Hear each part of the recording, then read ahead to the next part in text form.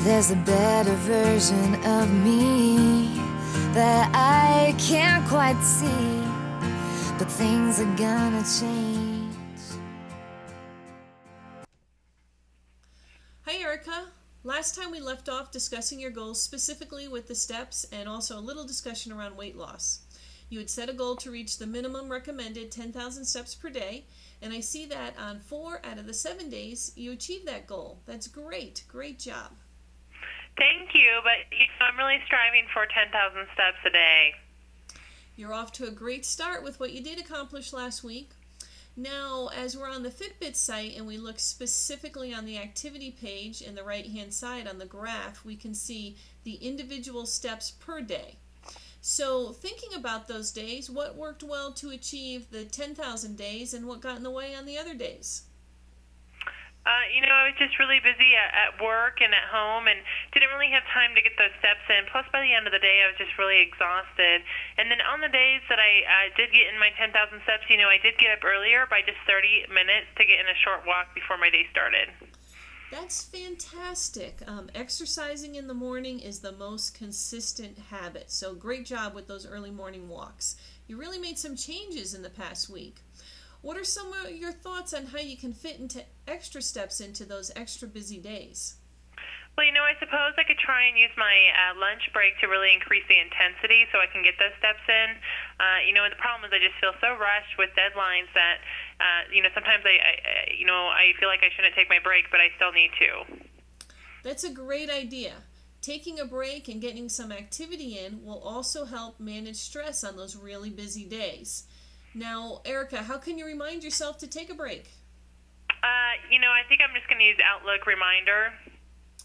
That's a great strategy to stay on track and stay with your daily step commitment. Now, Erica, let's talk a little bit about your goal to be in the normal body weight range.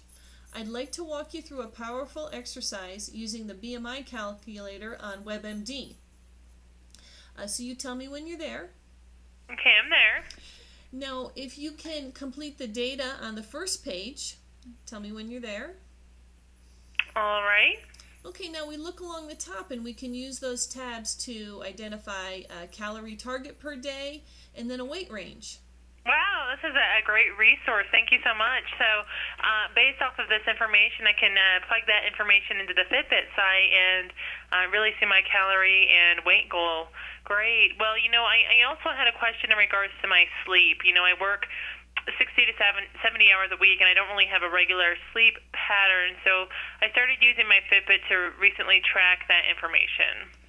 Oh, that's great that you're using the Fitbit to track your sleep. As we know, not getting enough sleep is highly associated with health issues and being overweight.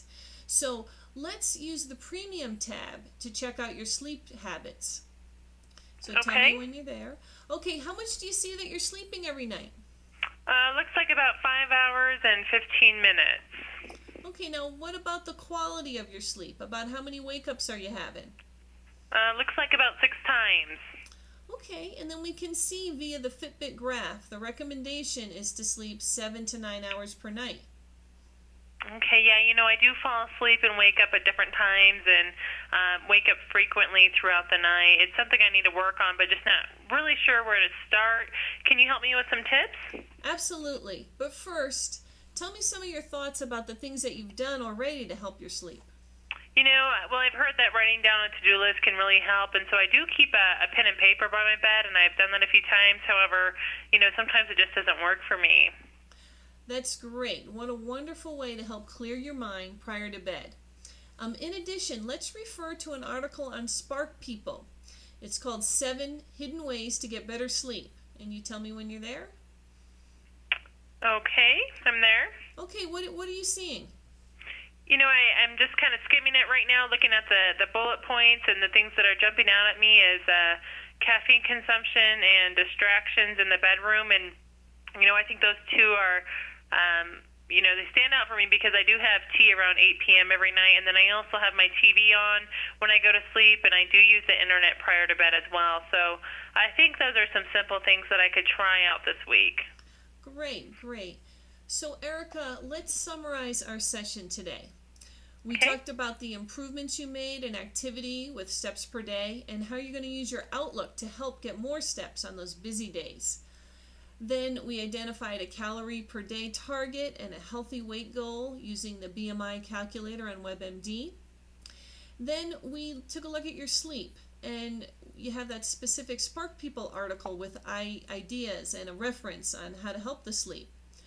What do you want to focus on the next session? I think I really want to look at more of what I'm eating.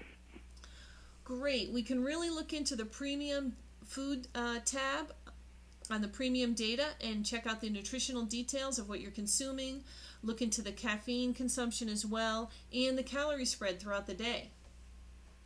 Okay, that's so great. Thank you so much, Cindy, for all your help and guidance. My pleasure.